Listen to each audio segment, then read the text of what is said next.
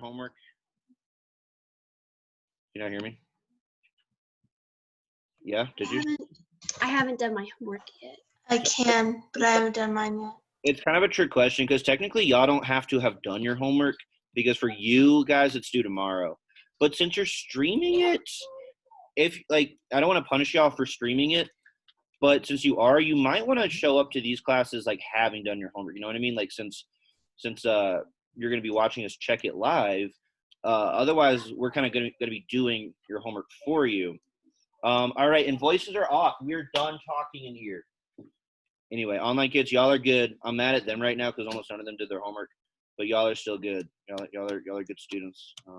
Anyway, where are we? Okay, so number 7. Didn't we check 2 in class? Didn't we check 2 of these in class? 7 and 8. Okay, so I even did something else homework for you, and I didn't even see that y'all all had done number 8. This is crazy. All right. It's cool. It's gonna be a good day. So, all right. Let's see. Who can read number 10? Someone who did their homework, please. Hayden. I'm sorry. Let me unfreeze my projector. Good. What'd you come up with for this, Caden? You said the foolish bad man praises war. That's really good. That's a good effort. It's not quite, you're kind of mixing up 2 words a little bit when you say the foolish, like bad man praises war. But I know exactly what's happening, and it's like really understandable. Good. Let's hear some more translations though. Sarai? You did do it. Oh, were you just confused? Okay. Good. Soraya, what'd you get? Do you want to share your translation or not really? Say it, foolish men. One more time. Praise wicked word. Very, very close. There's like one and a half little tweaks we need to make to it. Ava, what'd you get? Praise the what? The wicked word. Okay, you're kind of doing the same thing as Sarai. I know exactly what's happening. I totally get why it's happening. But y'all are all like super close. On a quiz, I basically marked that. Kind of. They take off. Danny, what'd you get?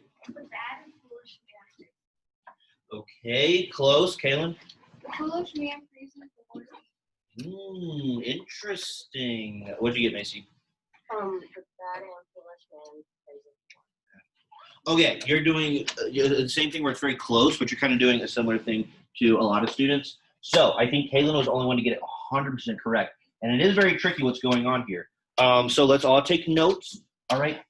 Blank slate. Forget how grumpy I was being about the homework. Let's all take notes and try to learn these sentences as best we can. It's okay, guys. At the beginning of the year, things happen, I guess. You can still get half credit just by following along today. That's what you're going to get 5 out of 10, basically. Are there more translations on this sheet that y'all can do for more points if you want real quick? Oh, yeah. Let's say this.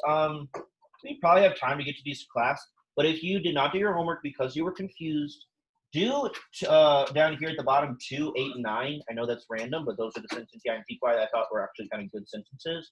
If you do those and show them to me tomorrow, I'll bump up your 5 out of 10 to a 7.5 out of 10. And then it's like you never really miss much homework at all. 7 out of 5 out of 10 on a homework assignment, that's like, you're fine. 5 out of 10, though, not great. It's like okay, but if you keep getting that, you would have an F in the class. Anyway, y'all are okay.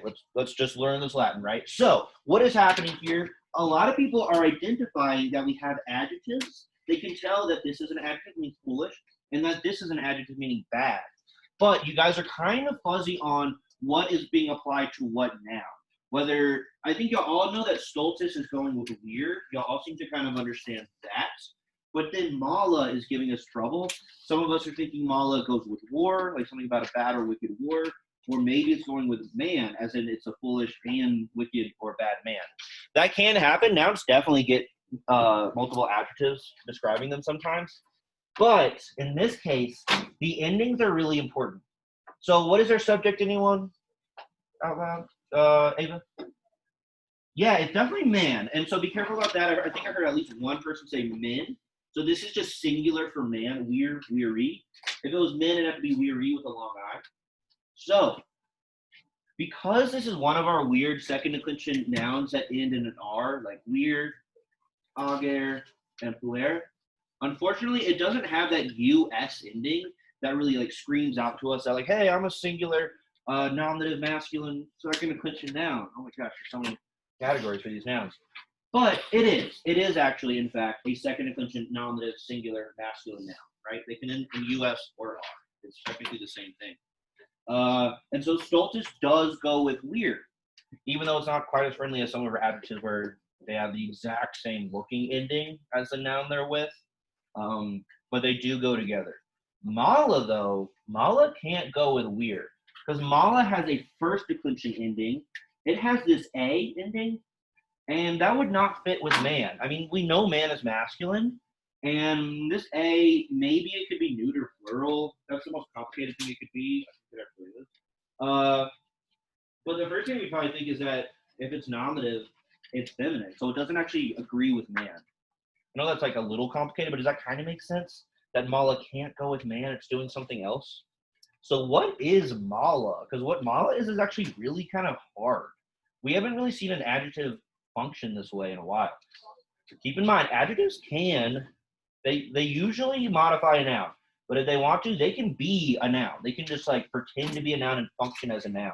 So Ava, what do you think mala is? The what?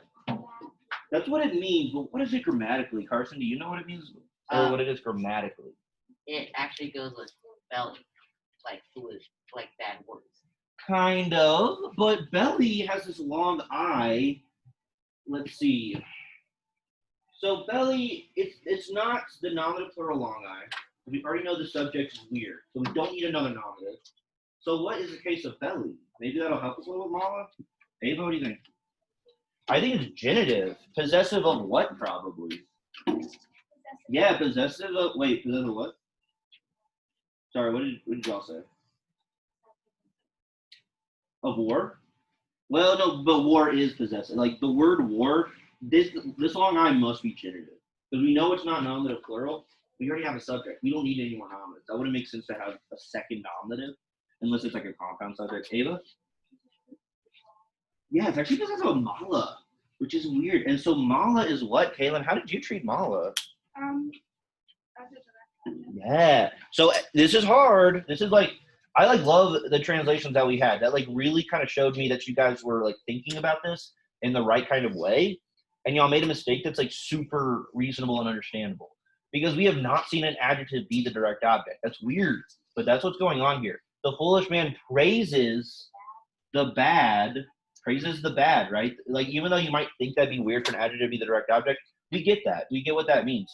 He praises the bad or the evil blank war. What?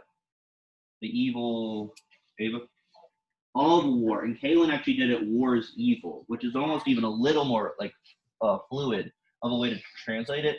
But I think we like kind of using of. So yeah, once we realize that this long I, belly, is genitive, we can whip out that of. So it's the evil of war. Is the evil of war. Belly is pink genitive. There it is. Okay. Okay. So yeah, that's pretty weird. Up there you see adjective as a direct object. So what is this A ending after all? It's actually, it must be like a neuter A accusative, which is weird. We're still getting used to masculine and feminine accusatives, but weird neuter nouns, they actually get A in the plural nominative or the plural accusative. So this will happen. You'll see adjectives do this a lot, actually. They'll be the direct object, and they'll get that neuter A. And it'll confuse you for a second because you'll think it's like a feminine singular nominative or something, or maybe it's modifying a noun next to it. No, it's actually just like functioning all by itself. Any questions on this one? It is a little weird. It's like a tiny little thing. But like the whole thing would be easier, say, let me think. If it was like evil what? Let me think of another neuter noun. Evil, this doesn't make any sense, but like evil gifts. You know, like if it was right next to a noun that did have the same ending, that we'd almost understand that was the direct object better. But when it's all by itself, we get confused and it's reasonable. We think it's going to modify one of the nouns next to it. Actually, no. It's like it's being a noun. And if anything, it's getting possessed by another noun. Are we okay on that one? It's a little weird. Online kids, you get that one? Yeah? No? Online kids there? Maybe. All right. Who can read? Number 11. Macy. Officio, sin, more, Yeah, so it's actually Cine. But anyway, good pronunciation. Remember, there's no like silent syllables in Latin. Every syllable and letter basically we have to pronounce. You know, in English, there is a word called sine, like a sine wave in English. It's like a science term for sonic waves or something. But we don't have any silent E's in Latin. Anyway, I was just taking an opportunity to talk about pronunciation there. All right, so let's hear some translations. What did y'all come up with for this? There's a little bit going on, but this one's not too bad. There's kind of one thing that maybe would have thrown people off if you didn't focus enough on your verb ending. Mason, what'd you get? Without daily service should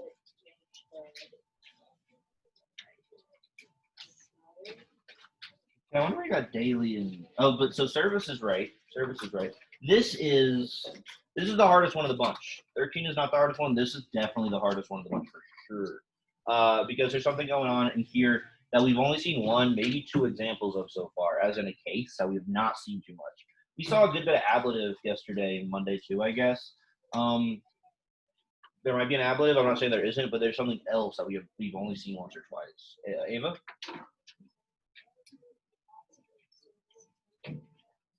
Ooh. Yes. Oh my gosh, perfect. So she said we ought to give service attention without delay. In other words, we ought to give attention or care, right? This is care, to service or duty. Yeah, that's exactly right. Good job. Are you on your first or second year? Okay, that makes sense because this one's like expert mode a little bit. Anybody else? Anybody else? Okay, so let's break this down. I see officio as my first word. I instantly think, okay, that's a noun, but it's like not going to be the subject, which is already we're in, a slightly more complicated sentence than a lot of the ones we were looking at yesterday, where the first noun was the subject. How do I know it's not the subject? Anyone? How do I know officio is just not the subject? I can tell.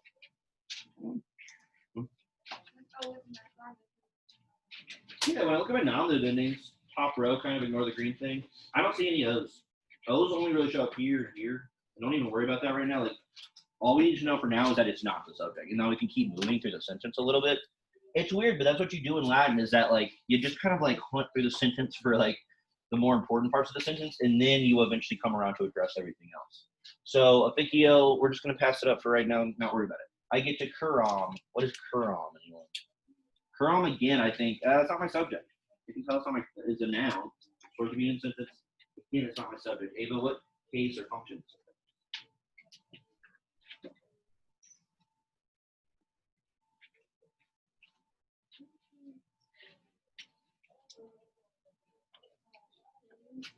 Not quite dated, yeah, accusative, good. Curam is accusative, good. So it is probably a what kind of object do you want to load? Direct object. So we've seen sentences where direct objects are the first noun we see, which are kind of weird. Those are usually where the verbs are first or second person and the verb contains their subject. But here it's the second word, and we still don't quite know what the first word is. So now I'm trying to get a better picture. Then I see sine mora. We actually saw sine mora in a sentence from yesterday. Can anybody just tell me what a sine mora means? What would that translate to, Natalie? Yeah, without delay. That comes up a lot. I think that's the only thing the textbook writers can think to do with mora is put it next to sine in the what case, anyone? So it shows up a lot. Sine mora, you can see it a lot. You should just think, oh, it means without delay. It's almost like an adverbial kind of thing. It's telling us how quickly something's happening. Yeah? Right. It's ablative. It's the object of sine. Sine and day get ablatives. And then now I get to my predicate, okay? I get a meaty two-part predicate here. Dare, which is an infinitive. Do dare, to give. And debemos, which is what person and number is debemos? Anyone?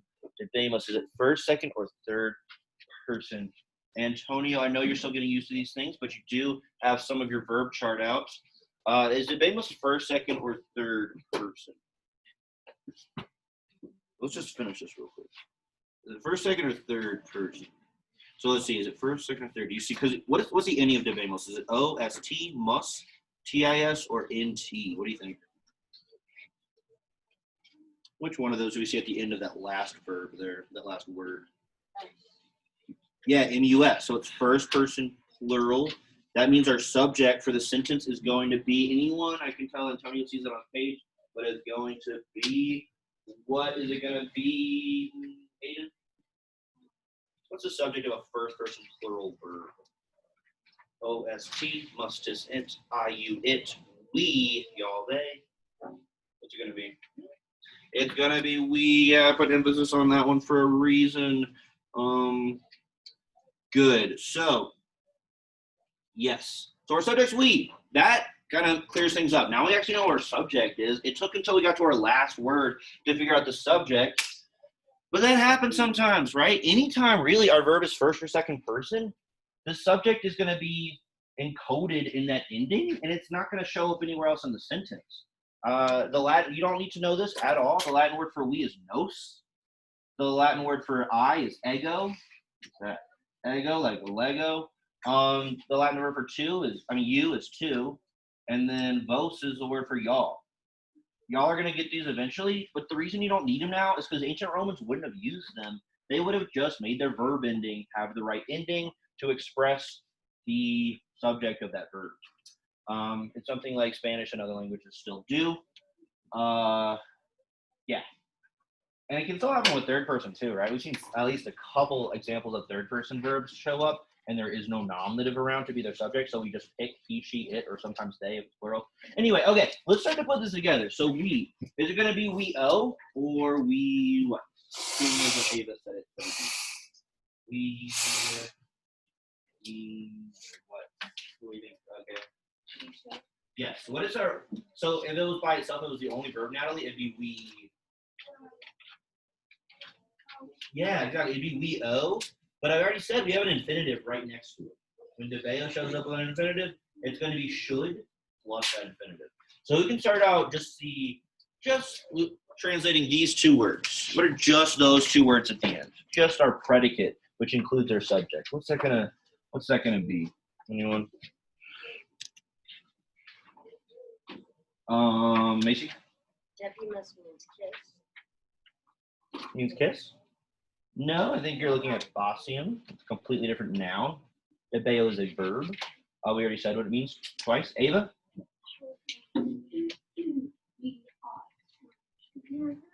And then we should what, Dare? Yeah, we should give, okay? So our last two words in the Latin are going to be our first three words in the English. We should give, okay? And what should we give? We should give the direct object. So we should give what, anyone out loud? I'll put it on screen for a second. Yeah, care. Thanks. We should give care. I think Ava translated that as attention, which I actually kind of like. Attention probably sounds a little less clunky, but I'll just kind of go with like the first thing that Kura Kurai says in its dictionary entry, because there's multiple right answers really when you're translating Latin. So we should give care, and then now I think I know what officio was. We knew it wasn't the subject, but we didn't know if it was the dative or the ablative, and so now I think I know what it is. Because we're giving something. We're giving a direct object. So it must be what? It must be answering the question, who are we giving the direct object to? And so what kind of object is officio, anyone? Person of Kurum is the direct object. Officio must be Indirect. yeah. Because whenever we're giving, like really anytime you see dodare show up, which is the verb to give, look for a direct object and also an indirect object. That's when the indirect object, which is the dative case, that's when he shows up. Otherwise, we're not going to have a dative. If we're not like giving a direct object to someone, we're not going to have an indirect object or a dative. I guess we could also owe money to someone, but I can't think of a sentence in the book that has something like that. So dodare is he's best friends with the dative case. He loves the dative case. So we should give care to service without delay. So I'm translating as duty, but service is okay, or what else is those are kind of the two ones. And I'm making it my indirect object dative blue. We have a red direct object, a blue indirect object, and a green ablative object of a preposition. So we got three object cases there. IODO, object of prep. Those are all the objective cases.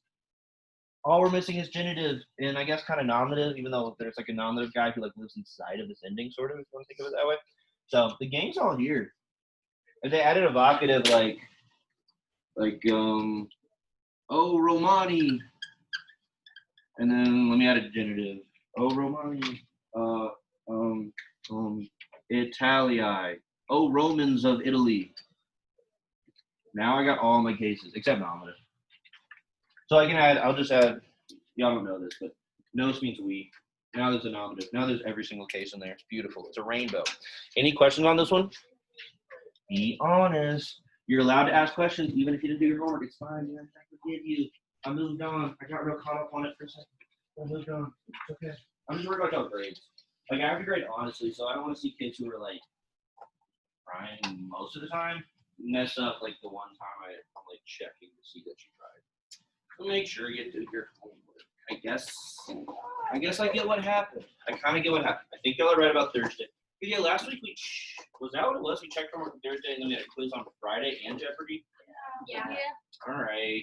That doesn't really excuse y'all, but I'm just trying to like understand what happened. I'm just eager to see what my other 3 Latin 1.5 classes did today. Because if they all did their homework, it's gonna make me down. It's cool though. Okay. I like how the colors on the screen right now. Okay. Oh, there's a prepositional phrase.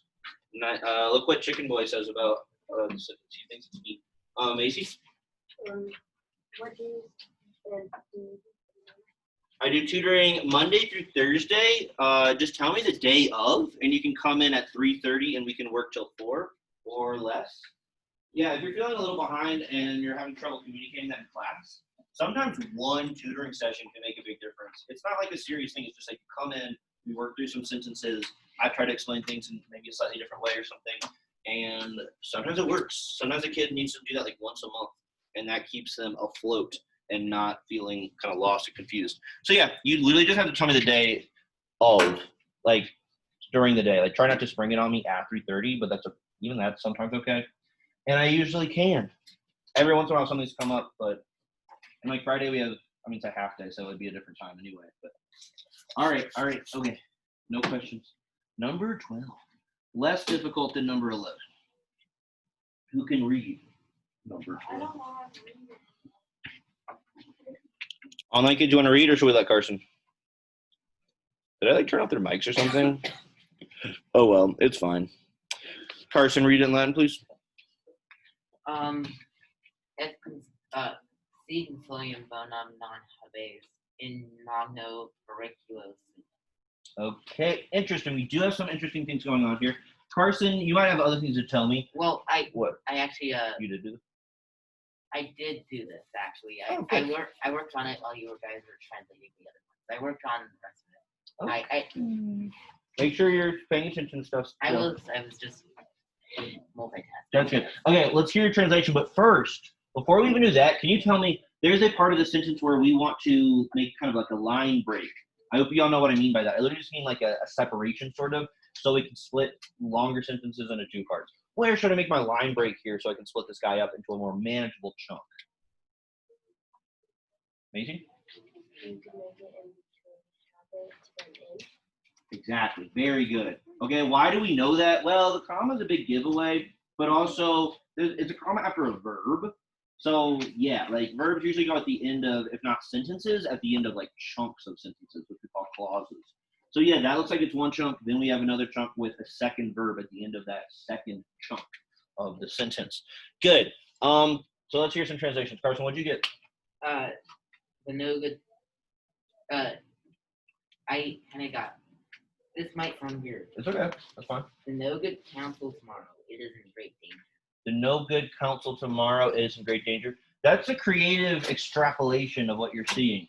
So non is always going to negate a verb. Non is technically an adverb. It will negate a verb. It's not going to negate a noun. So it's not like it's no good counsel. But I like that it's very creative of you to like try to interpret it that way. Okay, you have some things going on. Who else? Who else maybe wants to try it? Natalie?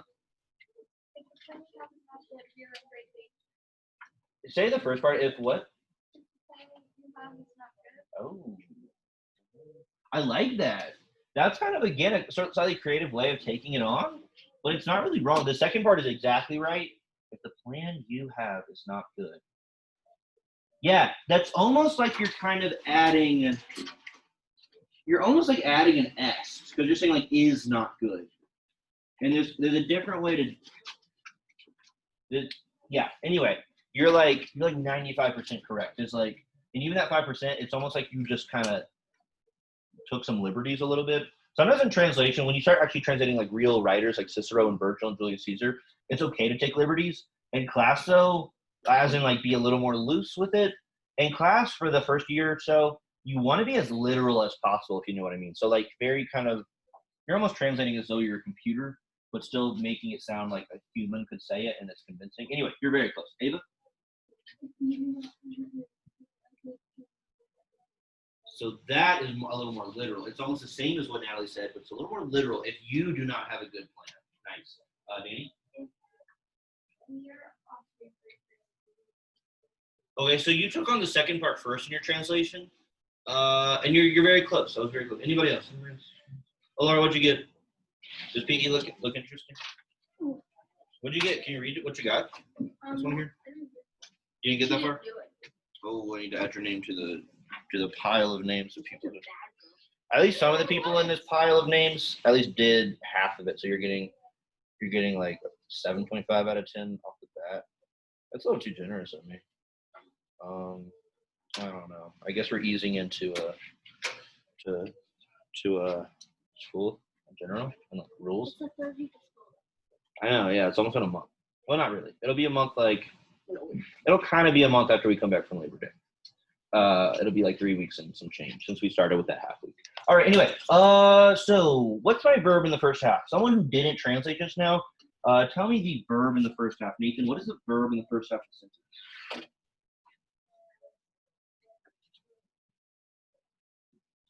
Where are verbs usually? Not phoning, this is an adjective that means good. Caden, and then base. Is that what we're going to say, Devin? Yeah. Yes, it's from what verb? Can you say the dictionary entry for this? It'd be impressive. Maybe not. It'd be habeo, haberi. Remember when you say a verb dictionary entry, we say the first person singular version, then the infinitive. Habeo, haberi. So is habes first, second, or third person, David?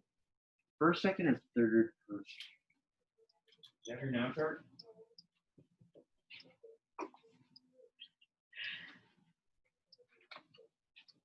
Let's see. So let's look at our verb endings. Is it first, second, or third person? Because is it ending in O, S, T, must, tis, or in? What do you think? Base there. Right next to that black line. First? So first person plural doesn't end in S, which is kind of confusing, M-U-S. But no, this is what, anybody? First, second, or third person? It's how base. You can say it out loud. It is second. Yeah, it's actually just second singular, right? Second person singular, meaning the subject will be what, Madeline Fisher? Are you Maddie or Madeline?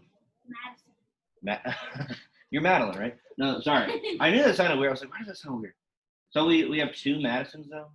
Neither of you are Madeline? You are Madeline? What are you? You're just Maddie. Okay. Oh my gosh, we got 10 minutes? All right, we got to get to 13 before we lose our Zoom kids. Even though I haven't heard them all day.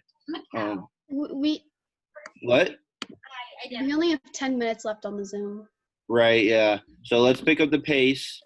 Because we started a little earlier than I said we would. All right. Anyway, so Macy, it's what's our subject if the verb is second person singular, right? This S right here tells us the second person singular, so the subject is what? You got something else?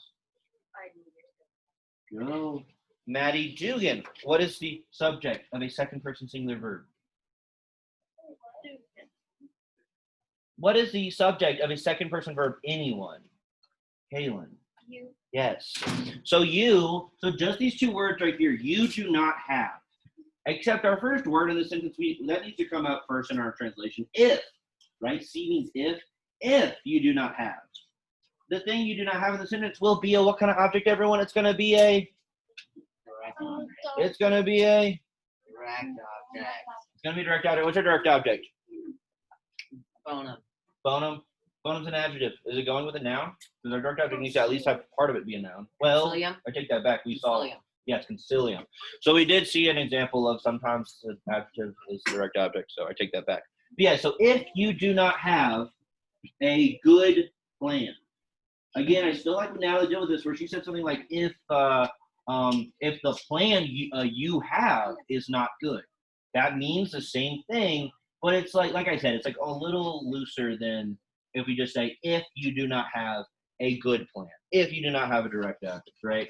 Good. And then this part's pretty easy. In Magno, Periculo, okay, in great danger, right? That's just a vocabulary thing. I don't even need to know what case that is. I don't even care.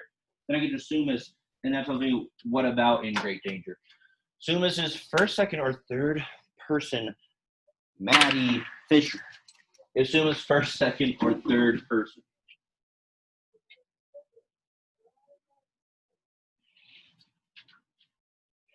Maddie Dugan. Is it first, second, or third? Because I'm the one picking. Sorry.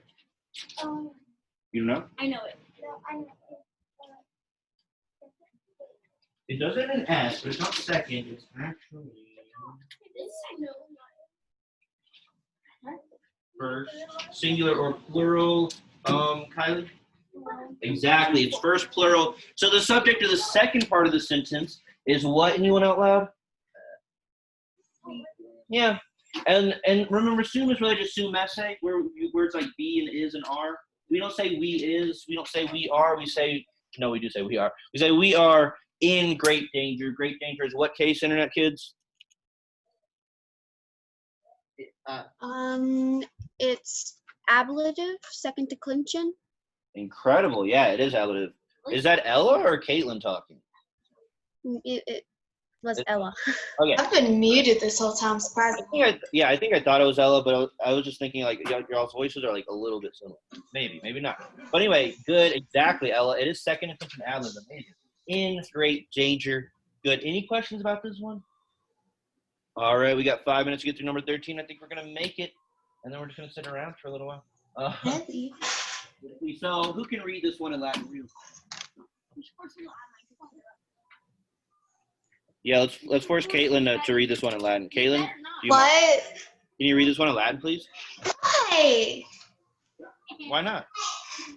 Because you're forcing me to. Oh, well, I'm forcing I guess other kids are volunteering. I just can't see when y'all are volunteering because I make the video go away. But, so if you really don't want to, we can have Devin or Wait, what? Have Devin do it. He's trying to make me do it, so have him. all right, we're going to have Devin do it, but Caitlin, if you want to do it at the same time as him, that'd be pretty cool. Devin, go ahead. Thank you. No. Son, Minor, Multius, Perseus, Vitae magnorum non sunt sine multis periculis. Okay, what did some people get for this? Let me get some volunteers for translationes. No. Let's get Natalie. What'd you get, Natalie? Dang. I'm not going to say if it's right or wrong, but right. Carson? The great light is not without great danger. We don't have great a second time. You're looking at multis. Close. Danny? Close. I see exactly what happened there. Ava? Are not without many dangers, you said? Yes. So good. Ava and Natalie were all the way correct. Everybody else was like very close.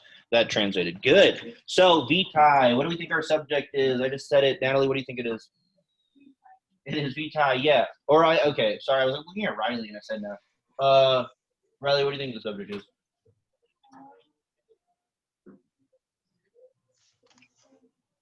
Yeah, it is. So we see Vitae, it means life. We haven't seen that word a ton. It's the first noun we're seeing. We're back into like our more kind of easy mode, where it's like the first noun we see, maybe it's the subject. It can be nominative. Why isn't it? Let's keep going until we see a verb. Let's for the verb. Oh, there's a verb in the middle. That's kind of weird, actually. That's not super common, and it's a verb we haven't seen too much. Sunt is just the plural version of s, so we don't say lives is, we say lives. And since it's non, it's lives are not. But it's not just lives. It's lives what? What the heck do we do with magnorum? It's not great lives, because what's the case of magnorum? Is that what you're saying, Natalie? The definitive? Yes, it is. So again, we're still getting used to the endings, but this is from Magnus, magnum, and so everything after the end is an ending. So it's that big old genitive plural ending that we're starting to get used to. And so maybe the only thing it could be possessive of is the noun it's right next to it. There's no other noun nearby for it to be possessive of. Genitive are usually possessive of the noun to the left of them. So the lives of the great are not what? Seen without many, or either many dangers, or you could just say much danger. Y'all need to be careful about nouns when whether they're singular or plural. But every once in a while, a noun like danger, even though it's plural here, if you translate it as much danger, it's kind of okay because it's like an abstract idea. It's not super important if we say danger or dangers. That's just a little side note. But most of the time, I want you to be very specific about nouns being singular or plural. I need you to be aware of that so you can bring it into your translation. Okay. All right. Any questions? Any questions, online kids? No? So online kids, if y'all want to be really cool, you'd probably do the 3 translations that are below number 13. Because, I haven't really thought of this conundrum where, y'all's homework isn't technically due till tomorrow, and yet, we just did your homework with or for you, hopefully with you. You were just kind of, participating. So it'd be cool. I'll have to make an adjustment for next week. So I'm not telling you have to do this, but you should do number 2, 8, and 9. A lot of the kids in here are going to do 2, 8, and 9 and show me tomorrow so that they get a little more points on their homework. Any questions from anyone? All right. Let's see. We still got. Friday, so I can go on vacation. What about vacation? I'm going on vacation on Friday. Oh, for Labor Day weekend? Yeah. Weeks. Have fun with I'm gonna that. get lost in a giant house. That's all I know. Sounds cool. Well, have fun with that. Make sure you finish up all your assignments before that so you don't have to worry about anything for Labor Day. And then you won't have anything due till Tuesday. Or I guess technically, whatever we do on Friday, you guys will do on Tuesday. That's weird. All right. Well, the call's going to cut off in a minute, so I'll see y'all later, and I'll upload. Can we say bye to everybody? Yes. Yes. Don't listen to Alora and Maddie. They're being crazy. Let's see. Say bye, guys. They're about to leave. Bye. Okay, bye. I'm leaving to the chat. Leave.